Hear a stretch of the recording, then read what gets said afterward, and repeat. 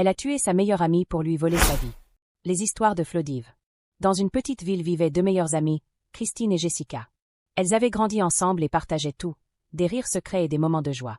Christine, toujours pleine de gentillesse et d'énergie, attirait naturellement l'affection et l'admiration des autres. Sa beauté éclatante et sa personnalité chaleureuse en faisaient une figure centrale. Jessica, elle aussi belle, mais à un degré moindre, avait un tempérament plus réservé et était parfois envahie par un sentiment d'infériorité face à l'éclat de Christine. Pourtant, elle cachait habilement ses insécurités derrière un sourire et un comportement serviable, si bien que personne ne soupçonnait la moindre animosité entre elles. Une véritable hypocrite. Leur amitié semblait parfaite, mais au fond, Jessica nourrissait une jalousie grandissante. Les choses prirent un tournant critique lorsque Christine épousa Gideon, un homme honnête et respecté, souvent en déplacement pour ses affaires.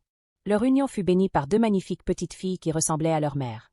À chaque visite de Jessica chez cette famille heureuse, elle était accueillie chaleureusement, et Christine partageait sans réserve son bonheur, ignorant que son succès personnel ne faisait qu'accentuer le mal-être de son amie.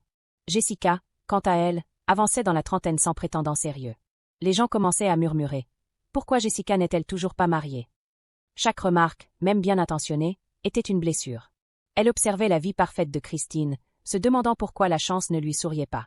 Plus les jours passaient, plus elle ressentait une amertume grandissante. Malgré cela, Jessica continuait d'afficher un visage souriant devant son amie. Elle jouait le rôle de la confidente fidèle, écoutant Christine raconter ses joies et parfois même ses petits soucis conjugaux. Mais ces confidences ne faisaient qu'alimenter son désir de prendre la place de son amie. Au fil du temps, cette jalousie silencieuse se transforma en une obsession. Jessica essayait de dissimuler ses véritables sentiments, mais parfois, des éclairs de frustration traversaient son visage lorsqu'elle voyait le bonheur de Christine. Puis, un jour, elle prit une décision radicale.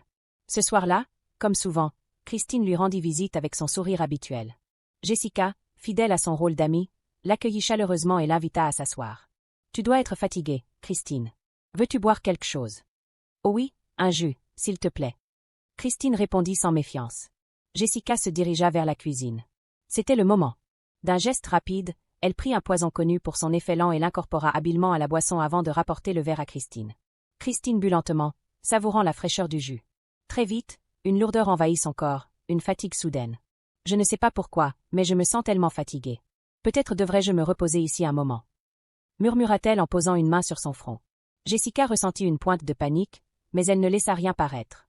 Elle devait s'assurer que Christine ne s'endorme pas sous son toit. « Oh non, ma chère, tu devrais rentrer chez toi et voir tes filles. » Christine hésita. Mais l'idée de retrouver ses filles et de se reposer dans son propre lit la convainquit. Dès son arrivée, elle s'allongea sans même prendre le